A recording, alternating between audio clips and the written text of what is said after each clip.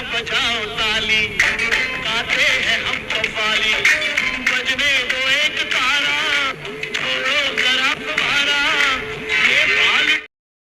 साथियों नमस्कार, मैं डॉक्टर कुलदीप श्रीवास्तव होम्योपैथी के चमत्कार लखनऊ उत्तर प्रदेश से आप सभी लोगों का पुरजोर स्वागत वंदन अभिनंदन करता हूं तथा जो भी हमारे बड़े बुजुर्ग इस वीडियो को देख रहे हैं उनको इसी महामंच के माध्यम से सादर प्रणाम, चरण स्पर्श। तो साथियों, हम लोग जैसा कि बात कर रहे थे requisite knowledge of a physician in order to be a practitioner of the healing art, आज उसका आखिरी पॉइंट है और आखिरी बिंदु पे हम बात करेंगे knowledge of things that derange the health and causes disease. Knowledge of things that derange the health and cause disease बहुत बड़ी बात है, बहुत गूढ़ बात है और इसी एक लाइन में पूरी होम्योपैथी की कायनात सिमटी हुई, यानी पूरा होम्योपैथी का जादू सिमटा हुआ है, पूरा होम्योपैथी का रिजल्ट सिमटा हुआ है, पूरा होम्योपैथी की तपस्या इसमें लगी हुई है। यहीं से बीमारी को ठीक किया जा सकता है, यहीं से बीमारी के रास्ते में आने वाली बाधाएं जिससे वह ठीक नहीं हो रहा है उसको जाना जा सकता है। या यूं कह लें कि बहुतों डॉक्टरों के पास में इलाज कराया, लाखों जगह पे माथे टेके, बहुत सारा जो है हमने दुआ भभूत, पेड़ गाछ बिरवा, जो कुछ भी जड़ी बूटी जिसने खिलाया खा लिया, लेकिन बीमारी नहीं ठीक हो रही है। या यूं कह लें कि बीमारी ठीक होने का नाम नहीं ले रही है, या इतना बीमारी से टूट गए हैं कि अब जो है खुद की बीमारी को और खुद के जिंदगी को समय और भगवान के भरोसे छोड़ रखे हैं। और बहुत से लोग तो इतना हार जाते हैं, कहते हैं अभी चैला राज के यहाँ बीमारी ठीक होगा, अर्थात जब वो है उनकी मृत्यु होगी, उन्हें जलाया जाएगा तो यह बीमारी चल जाएगी। यानी इतना डिप्रेशन में आदमी चला जाता है। लेकिन साथियों, एक होम्योपैथिक डॉक्टर एक ऐसा फिजिशियन होता है, मैं दुनिया में जितनी भी पैथी है, जितने भी डॉक्टर हैं, और उन सभी पैथी का सम्मान करता हूं, सभी को प्रणाम करता हूं, सारे डॉक्टर्स को प्रणाम कर रहा हूं। लेकिन मैं व्यक्तिगत तौर पे जब भी बात करता हूं तो होम्योपैथी की बात करता हूं। मित्र, ये मेरी मजबूरी है क्योंकि मैंने सिर्फ पढ़ाई होम्योपैथ की है, इसीलिए नॉलेज होम्योपैथ की है। और ये जो मैं बातें कह रहा हूं यह मेरा लिखा हुआ बात नहीं है, यह मेरा जो है कोई जो है प्रिंसिपल नहीं है।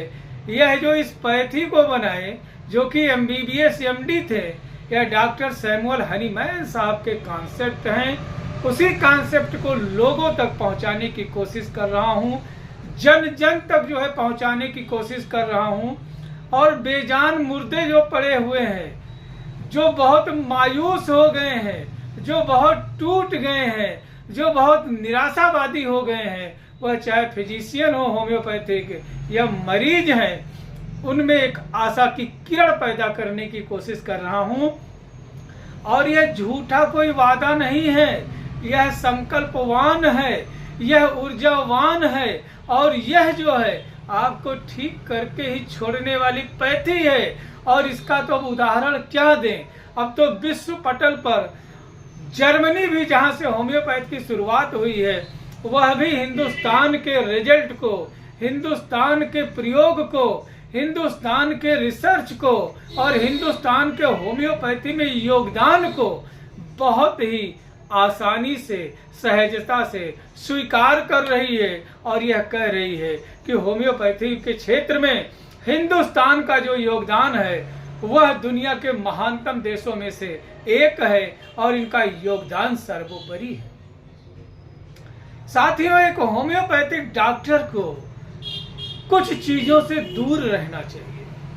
जैसे ही वह डॉक्टर बने या कोई भी डॉक्टर बने, बेसिकली जो है पैथी से हूं तो इसलिए पैथी का नाम आ जाता है, क्षमा करिएगा। यदि कोई भी व्यक्ति अगर जो डॉक्टर बन रहा है तो उसको कुछ चीजों से खुद को दूर रखना चाहिए। होम्योपैथिक डॉक्टर का कोई धर्म नहीं होना चाहिए, कोई जात नहीं होनी चाहिए, कोई समुदाय नहीं होना चाहिए और कोई कास्टिसिज्म नहीं होना चाहिए। अगर जो उसकी जाति और धर्म के बारे में बात किया जाए तो सिर्फ एक ही जाति है कि मन से, तन से, धन से, लगन से मरीज की सेवा करना। अगर जो कोई उसका जाति है तो हिंदुस्तान और संविधान की इज्जत करना, सेवा करना और यहाँ के देशवासियों को स्वास्थ्य संबंधी सेवाओं को मुहैया कराना, प्रदान करना, जी जान लगा करके मरीज को ठीक करना ही उसका एक उद्देश्य होना चाहिए और मरीज की सेवा ही उसकी धर्म और जाति होना चाहिए। दूसरी चीज मैं आपसे इसलिए कह रहा हूं कि इसको ध्यान देना पड़ेगा क्योंकि छोटी छोटी गलतियों को नजरअंदाज करने से एक घर में बहुत बड़ा कलह का माहौल क्रिएट हो जाता है। साथ ही एक दौर था कि जो है इंसान जो है बनमानुस होया करता था, जंगलों में विचरण करता था। समस्याएं आई तो उसने भोजन बनाना शुरू किया। जब समस्याएं आई तो उसने जो है पत्थरों को रगड़ा और आग जलाया, भोजन को भून करके पका करके खाने लगा। जब बरसात आया तो उसने पत्तों को काटा, जो है पेड़ पौधों को काटा, घास फूस को जोड़ा और उनको ओढ़ना शुरू किया ताकि गर्म रख सके शरीर को। जब बहुत गर्मी आई तो तालाब में गड्ढा खोद करके लेटना शुरू कर दिया ताकि शरीर को मॉइस्चर मिल सके, नमी मिल सके। धीरे धीरे धीरे धीरे धीरे धीरे करके इंसान तरक्कियों और बुलंदियों में पहुंच गया और जो है इंसान ठाट बाट से रहने लगा तो जो आविष्कार होगा वह यकीनन जबरदस्त होगा। अब लोगों को समस्या आई कि भाई बरसात आया तो पानी मिल गया पीने के लिए, नदी था तो पानी मिल गया पीने के लिए। जब नदी, तालाब, पोखरा सब सूखने लगा तो पानी लोगों ने मटके में रखना शुरू किया, लोगों ने मटका बनाना शुरू किया। साथियों बने रहिएगा, बड़ी ही गूढ़ बात आपसे करने जा रहा हूं। जब लोगों को मटके की आवश्यकता पड़ी, जब समस्या बना तो लोगों ने मटका बनाया और जब मटके से भी प्यास नहीं बुझी, पानी पर्याप्त नहीं पड़ा तो लोगों ने कुआं खोदा साथी। और कुएं से जब फायदा मिला तो हर गांव में, हर जो है जिले में कुआं जो है खुदना शुरू हो गया और जब कुओं से जो है अच्छा फायदा मिला तो लोग अपने हैसियत औकात के अनुसार अपने दरवाजे के पास कुआं खुदवाते थे ताकि पानी की कोई कमी ना हो। लेकिन फिर समस्या बढ़ी और जो लोग गांव देहात क्षेत्र से हैं, वीडियो को देख रहे हैं, यकीनन एहसास कर सकते हैं।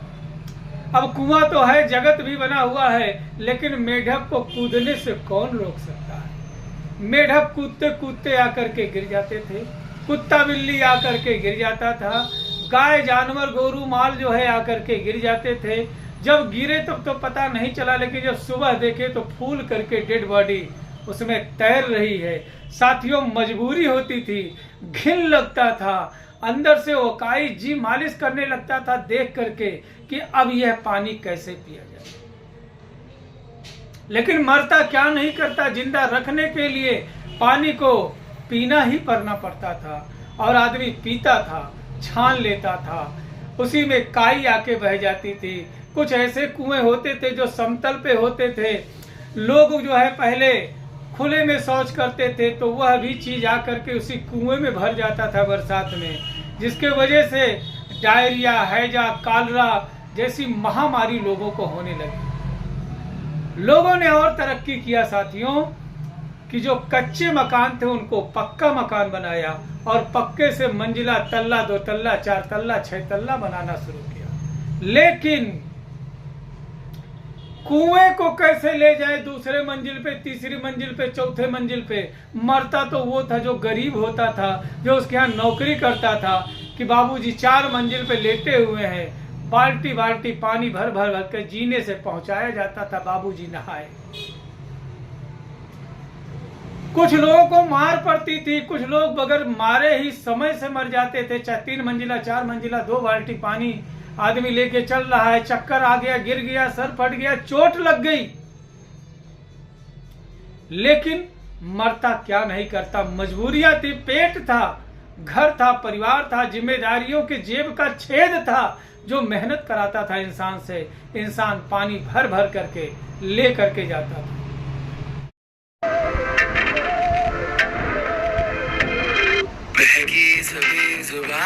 क्यों आज के दौर में अगर जो कोई आदमी शौचालय में लैट्रिन में बैठा हुआ है, ऐसे करता है पानी आ जाता है, ऐसे करता है बंद हो जाता है। कितनी बड़ी साइंस लगी होगी ऐसा करने में। एक बहते हुए पानी के जो है दिशा में तो एक मुर्दा भी तैर करके जा सकता है, लेकिन उल्टे दिशा में तैरना सबसे बड़ा जो है पुरुषार्थ है। साथियों, आप 4 मंजिल पे, 6 मंजिल पे, 10 मंजिल पे, 25 मंजिल पे, वहां पानी मिल जा रहा है। लेकिन एक ऐसा समय था कि लोग बाल्टी बाल्टी पानी लेकर के जाते थे, घड़े में मटके में भरते थे। कोई जल्दी जो है गमला नहीं रखता था, फूल में पानी कहां से डालेंगे। ना जाने कितने लोग जो है बाल्टियों को लेकर के जो है जीने से गिरे होंगे। 4 बार कौन जाएगा, इसलिए 2-2 बाल्टी करके लेके जाने के चक्कर में ना जाने कितने लोगों ने सर फोड़ लिया, पैर तोड़ लिया, हाथ फोड़ लिया, घुटने फोड़ दिया। ऐसी तमाम समस्याओं ने एक जो है आविष्कार को जन्म दिया। इसीलिए बार बार कहता हूं, समस्याएं आविष्कार की जननी होती है। साथियों, 1000 लोग जो है आपको कमियां बताएंगे, कमियां गिनाएंगे, लेकिन शायद कोई एक ही ऐसा होगा जो आपको कहेगा कि आप कर सकते हैं। यह आपको ही डिसाइड करना है कि जब जब समस्या आएगी तब तब आपको भागना है मैदान छोड़ करके, या आप करने का हुनर रखते हैं। एक दौर था कि एक छोर पे सिद्धू जी खेल रहे थे, दूसरे छोर पे एक 16-17 साल का लड़का खेल रहा था और पाकिस्तान के तेज गेंदबाज बॉलिंग कर रहे थे। सिद्धू को लगा कि अभी लड़का मर जाएगा, इतना छोटा सा बच्चा कैसे खेलेगा। लेकिन उसने सिद्धू की तरफ देखा और बोला मैं खेलेगा। पहली गेंद आई, सन से निकली, नाक पे लगी, नाक फट गया, खून निकल गया, लड़का खून से तरबतर हो गया। और इतनी सुविधाएं भी नहीं होती थी। लोग एक आइस का टुकड़ा लाते थे, छोटा सा एस्पिरिन मुंह में डाल देते थे, बना तो बना, नहीं खेल, नहीं तो खेल, नहीं तो रेस्ट कर। सिद्धू ने कहा आराम कर लो, लड़के ने कहा मैं खेलेगा। दूसरी गेंद पे 6 मार। साथियों, अगर जो समस्याएं हैं और उनसे आपको उबरने का हुनर आता है तो समस्याएं कोई मायने नहीं रखती हैं। पानी अगर जो 4 मंजिले पे आपको आराम से मिल रहा है, चिल्ड पीने में मजा आ रहा है, तो सोचिएगा इसके पीछे किसी का मेहनत है, किसी का तपस्या है।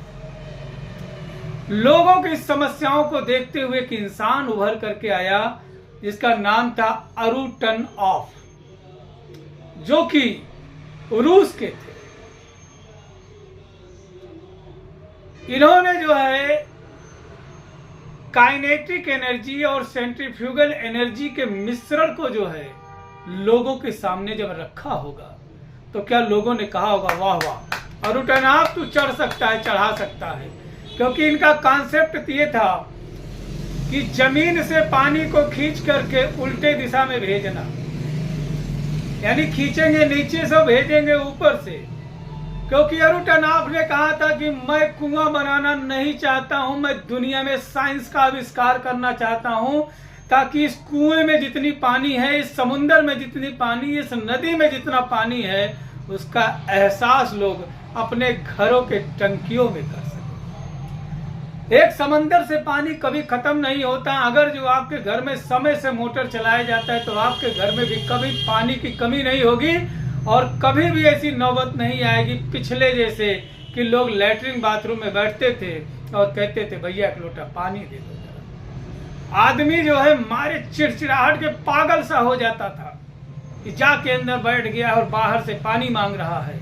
लेकिन अरुटनऑफ ने जो है जब इस चीज को सोचा होगा तो उनके दोस्तों ने ऐसा नहीं कहा होगा हाँ अरुटनऑफ तू नीचे का पानी ऊपर टंकी में पहुंचा सकता होगा। अगर जो कोई इंसान इतनी समस्याओं का सामना कर सकता है, न जाने कितने साल लग गए उनको इस कॉन्सेप्ट को जो है साकार रूप देने में, फिर जाकर के बना जो है सबमर्सिबल मशीन का निर्माण किया गया और सक्सेस हुआ साथियों। और आज के डेट में अगर जो हम लोग सबमर्सिबल या ट्यूबवेल या जो है टुल्लू पंप का जो है हम यूज कर रहे हैं ना, तो टर्नऑफ जी की जो है साइंस और कॉन्सेप्ट के वजह से और हिंदुस्तान में जो है वाराणसी में एक शाह जी थे जिन्होंने सबसे पहले इसका निर्माण हिंदुस्तान में कराया। तो साथियों, अगर जो कोई इंसान जमीन के पानी को खींच करके 20 मंजिले तक पहुंचा सकता है, वह भी फुल स्पीड में, तो क्या एक होम्योपैथिक डॉक्टर्स एक मरीज के साइन और सिम्टम्स को नहीं जो है सजा सकता है? क्या एक होम्योपैथिक डॉक्टर्स उसके जो है कॉन्स्टिट्यूशन को नहीं समझ सकता है?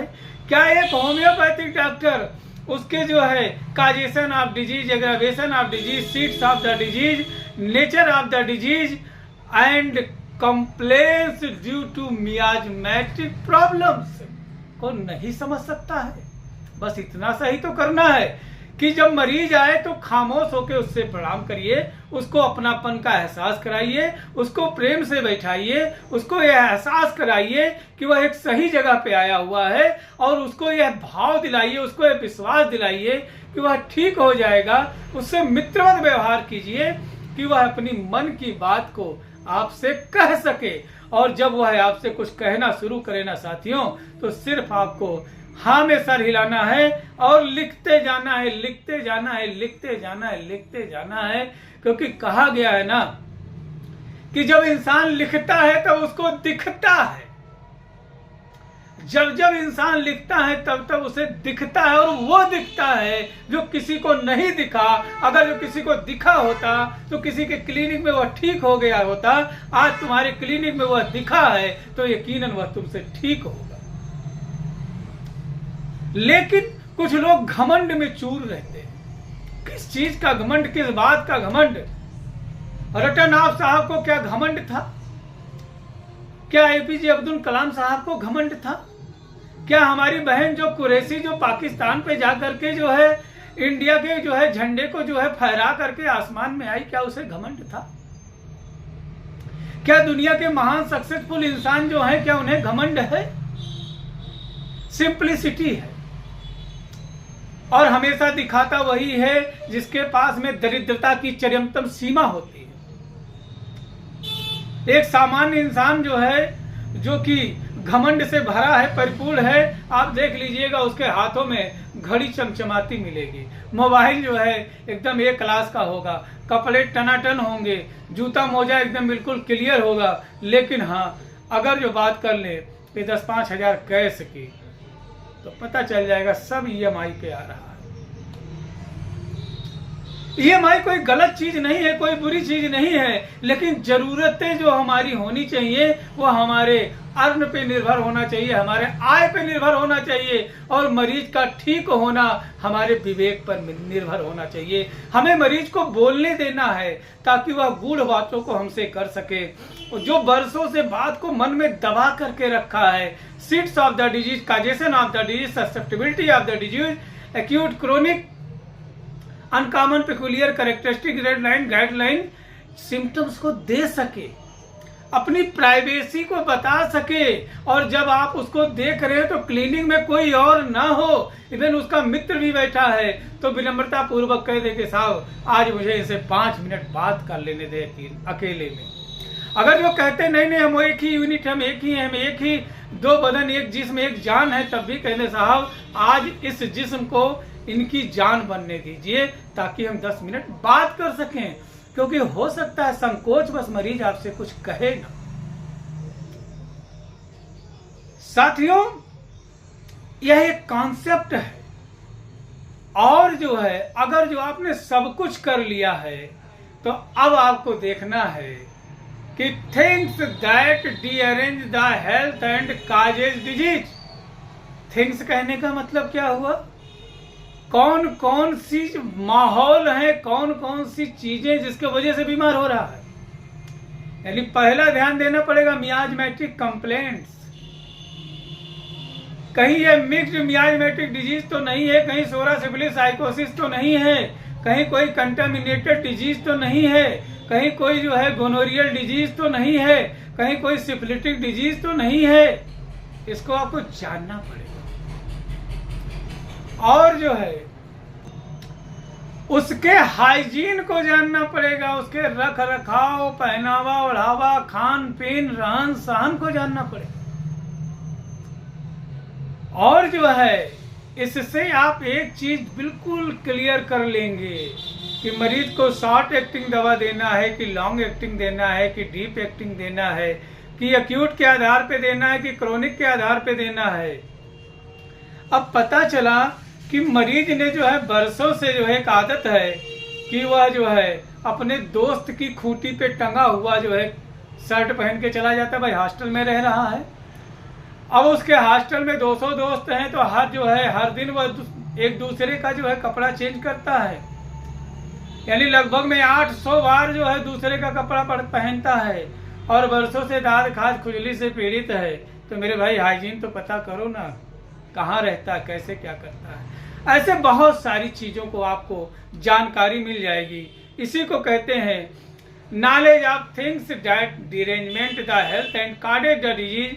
और इसी बात को होम्योपैथी के महान जो है वैज्ञानिक डॉक्टर केंट साहब ने कहा है कि यदि आप उसके पर्सनल हाइजीन को जो है जब जानेंगे तो मियाज्म को जान जाएंगे, और जब मियाज्म को जान जाएंगे तो क्रोनिक से क्रोनिक डिजीज भी बहुत आसानी से ठीक हो जाएंगी। तो साथियों आशा करते हैं कि बात आपके समझ में आई। एक डॉक्टर का फर्ज है कि उसके अंदर जो है 3 चीजें होनी ही होनी चाहिए। पहला झुकाववादी होना चाहिए, दूसरा एक्सेप्टेंस होना चाहिए कि गलतियां कहाँ हो रही हैं, उन गलतियों से सीखना है। तीसरा, अगर जो बहुत ज्यादा पैसे की जरूरत है, भुखमरी है, तो पैसे को छोड़ करके कोई दूसरा पेशा अपनाना चाहिए। क्योंकि कभी कभी हो सकता है कि एक ऐसा भी गरीब किसान इंसान आपके पास आ जाएगा जिसकी जो है पूरी वर्ष की कमाई, खेत की जो फसल है वह 1-2 बीघे में मान के चलिए कि 3000 की वह जो है प्रॉफिट को करता है और खाद पानी सिंचाई निकाल करके 800-900 या 1200 की जो है बचत कर पाता है। ऐसे में वह आपसे मियाज्मेटिक ट्रीटमेंट कहां से करा पाएगा। तो इसलिए अगर जो देखा जाए तो आपके दवा की कीमत 2000 और उसकी साल भर की मेहनत की कीमत 1200, तो ऐसे में थोड़ा दयावान हो जाइए। कुछ दवाइयाँ जो हैं जो बहुत महंगी हैं उसमें कुछ उसको जो है डिस्काउंट दे दीजिए, कुछ दवाइयाँ अपने पास से उसको निःशुल्क दे दीजिए। क्योंकि अमीर तो ठीक हो जाता है पैसे से, गरीब ठीक होता है विश्वास से, दुआओं से। और गरीब की दुआओं से ना जाने कितने लोग आज अमीर हो गए हैं। गरीब की दुआओं से, एक बुजुर्ग, एक माता पिता की दुआओं से ना जाने कितने लोग हवा में उड़ रहे हैं। तो क्या पता आपको भी यह छोटा सा जो मदद है आपके घर परिवार में, अगर जो आपके माता पिता स्वस्थ निरोग, बीवी बच्चे स्वस्थ निरोग रहें, तो आपको क्या टेंशन लेने की जरूरत है। यह अगर जो हो रहा है तो यकीनन जो है यह एक डायनेमिक पावर है जो किसी के आशीर्वाद से आपके परिवार को मिल रहा है। साथियों, उम्मीद करते हैं कि झुकाव और जो है सरलता इंसान को एक परफेक्ट इंसान बना देती है। और घमंड कभी भी करना है ना तो चुनौतियों का करिए, ज्ञान का ना करिए। क्योंकि जिस दिन आपको ज्ञान का घमंड हो गया तो हो सकता है छोटा सा बच्चा भी आपको लज्जित करके चला जाए। एक बार की बात है, महात्मा जी थे, बहुत ज्ञानी थे, उनको लगता था कि वो परम ज्ञानी, उनसे ज्यादा ज्ञानी कोई नहीं है। एक लड़का एक मोमबत्ती की जो है कैंडल लेकर के जा रहा था जला करके। महात्मा जी के दिल में आया कि लाओ जरा बच्चे से सवाल कर ले। बहुत लोगों की आदत है, घर पे जाते हैं मेहमान बन के, समोसा है, आइसक्रीम है, चाउमीन है, पिज्जा है, मोमोज है, बर्गर है, खाते रहते हैं। और जैसे बगल वाले लड़के ने उठाया तैसे उससे पूछ रहे हैं फिटकरी का सूत्र बताओ। अच्छी बात है, पूछना चाहिए, लेकिन उसको आप में थोड़ा घुल मिल तो जाने दें। ऐसे महात्मा जी ने पूछा, बता कहाँ है बालक, ये बता कि ये जो मोमबत्ती तू जला करके लेके जा रहा है यह जली कैसे और इसमें ऊर्जा आया कहाँ से। लड़के ने जो है गुरुजी के सामने मोमबत्ती को फूंक मार के बुझा दिया। पूछा, गुरुजी ये मोमबत्ती बुझी कहाँ से और बुझने की ऊर्जा कहाँ से है। तो साथियों, चुनौतियों को जो है हमेशा सम्मान दीजिए और उनको एक टैग मार्क लगा के छोड़ दीजिएगा कि the game is not over until I win. जय हिंद, जय भारत, जय होम्योपैथी। साथियों, तब तक के लिए अपने स्वास्थ्य और सेहत का ध्यान रखें। मिलते हैं फिर किसी नए वीडियो में नए चैलेंज के साथ। जय हिंद, जय भारत, जय होम्योपैथी। यदि अभी तक हमारे चैनल को सब्सक्राइब नहीं किए हैं तो प्लीज चैनल को सब्सक्राइब कर दें, वीडियो ज़्यादा से ज़्यादा शेयर कर दें, ना जाने किसके काम में आ जाए। तो साथियों, मिलते हैं फिर किसी अगले वीडियो में किसी नए चैलेंज के साथ, नया समाधान लेकर के। जय हिंद, जय भारत, जय होम्योपैथी।